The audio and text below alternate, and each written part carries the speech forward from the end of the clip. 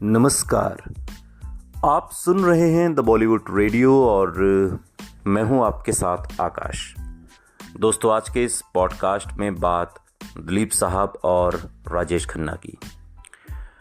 अक्सर ये, हालांकि पता नहीं ये तुलना करना सही होगा या नहीं, लेकिन अक्सर ये तुलना की जाती है कि इंडियन फिल्म इंडस्ट्री का पहला सुपरस्टार तो राजेश खन्ना को माना गया, लेकिन दिलीप साहब जो एक मजबूत स्तंभ की तरह राजेश खन्ना के दौर से पहले रहे, उनकी क्या राजेश खन्ना के साथ तुलना हो सकती है? क्या राजेश खन्ना के साथ दिलीप साहब की तुलना करनी चाहिए? ये सवाल इंडियन फिल्म इंडस्ट्री में तमाम आलोचकों के मन में हमेशा से उठता रहा। दिलीप कुमार के फिल्मी करियर की जब शुरुआत हुई थी, वो संघर्ष करते हिंदुस्तान का दौर था जो आज़ादी के लिए जंग लड़ रहा था, और उसी दौर में दिलीप साहब हिंदी फिल्मों में कदम रखते हैं। देविका रानी उनको दिलीप कुमार नाम देती हैं और इस तरीके से यूसुफ साहब दिलीप कुमार बन जाते हैं, ये तो हम सभी जानते हैं। और उसके बाद तमाम ऐसी फिल्में जिन्हें आज कालजयी फिल्में माना जाता है, दिलीप साहब ने दी, जिनमें मुग़ल आज़म एक बड़ी और सुपर डुपर हिट फिल्म है। और इसके अलावा भी एक लंबी कतार है दिलीप कुमार के दौर की, तब जब राजेश खन्ना का स्टारडम शुरू नहीं हुआ था, यानी कि 1969 से पहले। लेकिन 1969 से 73 तक जो राजेश खन्ना का दौर था, और उसके बाद भी दिलीप साहब का तिलिस्म कम नहीं हुआ। वो कैरेक्टर रोल में धीरे धीरे उम्र के साथ चीज़ें बदलती गईं, लेकिन दिलीप साहब का जो हिंदी फिल्म इंडस्ट्री में जो उनकी मजबूत शख्सियत थी, वो लगातार बनी रही। ये ठीक उसी तरीके से है जैसे दिलीप कुमार, राजेश खन्ना, अमिताभ बच्चन, शाहरुख खान, क्या इन सब की तुलना आपस में हो सकती है? ये अपने आप में एक सवाल है, और इस सवाल का जो जवाब है वो मैं आप श्रोताओं पर छोड़ता हूँ। लेकिन चूंकि बात किस्से की हो रही है, तो हम दिलीप साहब और राजेश खन्ना के आपसी संबंध, या इन दोनों परिवारों के आपसी संबंध कैसे थे, ये इस पॉडकास्ट में आपको बता रहे हैं। बॉलीवुड के पहले सुपरस्टार राजेश खन्ना की जिंदगी से जुड़ा एक बेहद दिलचस्प वाकया खुद दिलीप साहब ने एक बार शेयर किया था, और दिलीप साहब की माने तो ये बात राजेश खन्ना की डेथ से महज 1 साल पहले की थी। दिलीप कुमार और राजेश खन्ना में बहुत पटती थी। दोनों न सिर्फ अच्छे दोस्त थे, बल्कि कांग्रेस पार्टी के लिए कई बार साथ में प्रचार भी कर चुके थे। चूंकि राजेश खन्ना कांग्रेस के सांसद रहे थे नई दिल्ली सीट से, और उसके बाद कांग्रेस पार्टी में तो उनका प्रचार प्रसार और तमाम चीज़ें, और दिलीप कुमार भी चूंकि कांग्रेस पार्टी को पसंद करते थे नेहरू के ज़माने से, उसकी आइडियोलॉजी, विचारधारा, तो इस सिलसिले में कई बार दोनों का मिलना होता था, प्रचार भी कर चुके थे। उस दौर की खबरों की माने तो दिलीप साहब और राजेश खन्ना कई बार तो कांग्रेस पार्टी के प्रचार के दौरान एक ही होटल में रुका करते थे, जहां इनके बीच देर रात तक फिल्मों और पॉलिटिक्स को लेकर बातचीत होती रहती थी, और दोनों अपने आप में सिद्धहस्त थे। राजेश खन्ना से जुड़ा जो वाकया हम आपको इस पॉडकास्ट में बता रहे हैं, वो तकरीबन साल 2011 के लमसम का है, यानी काका जी की मौत से ठीक 1 साल पहले का।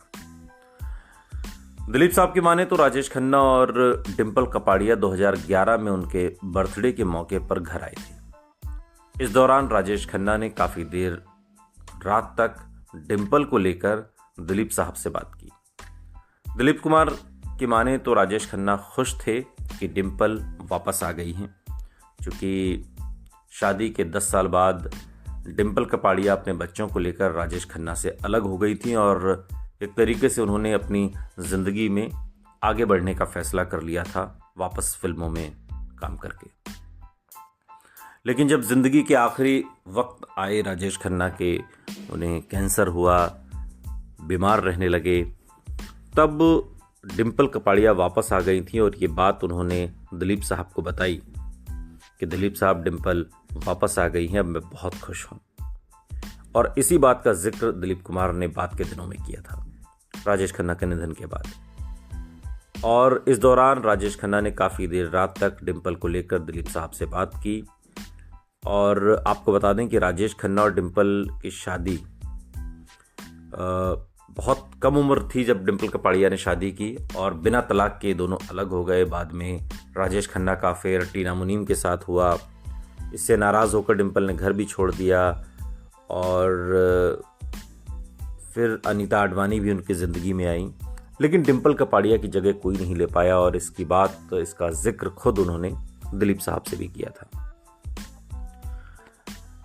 राजेश खन्ना की फैमिली, दिलीप साहब की फैमिली, बहुत दोनों में घनिष्ठता थी। सायरा बानो इसका एक किस्सा बताती हैं और अफसोस भी जताती हैं कि वो राजेश खन्ना के साथ कभी काम नहीं कर पाई। अब राजेश खन्ना और दिलीप कुमार दोनों ही बॉलीवुड के बड़े नाम हैं। देश के पहले सुपरस्टार राजेश खन्ना हमेशा से दिलीप कुमार को फॉलो किया करते थे। राजेश खन्ना दिलीप कुमार को एक्टिंग का स्कूल कहा करते थे। दोनों एक दूसरे के काफ़ी करीब भी थे। दिलीप कुमार की पत्नी सायरा बानो राजेश खन्ना के साथ कभी काम नहीं किया और उन्होंने खुद इसके पीछे की वजह सालों बाद बताई।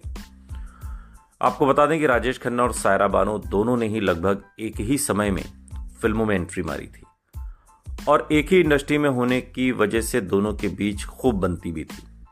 सायरा बानो ने एक इंटरव्यू में बताया था कि उन्हें राजेश खन्ना के साथ काम न कर पाने का मलाल हमेशा रहा। बकौल सायरा बानो, किस्मत ने 2 बार मौका भी दिया, लेकिन दोनों ही बार राजेश खन्ना संग काम करने का जो सपना था वो सपना ही रह गया। सायरा बानो बताती हैं कि सबसे पहले छोटी बहू के लिए राजेश खन्ना के अपोजिट उन्हें साइन किया गया था, लेकिन एन वक्त पर तबीयत खराब होने की वजह से उन्हें लंदन जाना पड़ा, जिससे कि वो फिल्म शर्मिला टैगोर के हाथ में चली गई। कुछ सालों के बाद एक और फिल्म में उन्हें राजेश खन्ना के साथ साइन किया गया, लेकिन किस्मत ने ये मौका भी उनसे छीन लिया। इस बार वो बीमार पड़ गई, और जब ठीक होकर लौटी तो फिल्म में राजेश खन्ना की जगह धर्मेंद्र की एंट्री हो चुकी थी। सायरा बानो ने बताया कि इन दोनों फिल्मों के चले जाने के बाद कभी राजेश खन्ना के साथ उन्हें रोल ऑफर ही नहीं हुए, और कुछ समय के बाद फिर सायरा बानो ने भी फिल्मों से दूरी बना ली, काम करना बंद कर दिया। एक तरीके से वो दिलीप साहब की सेवा में लग गईं, दिलीप साहब के साथ वक्त बिताने लगीं, और दिलीप साहब के साथ ज़िंदगी के आखिरी दिनों तक, यानी कि 99 साल की उम्र में दिलीप कुमार का निधन हुआ, तब तक साई की तरह सायरा बानो उनके साथ खड़ी रहीं। और आज भी जब दिलीप साहब का जिक्र होता है तो सायरा बानो की आंखें नम हो जाती हैं।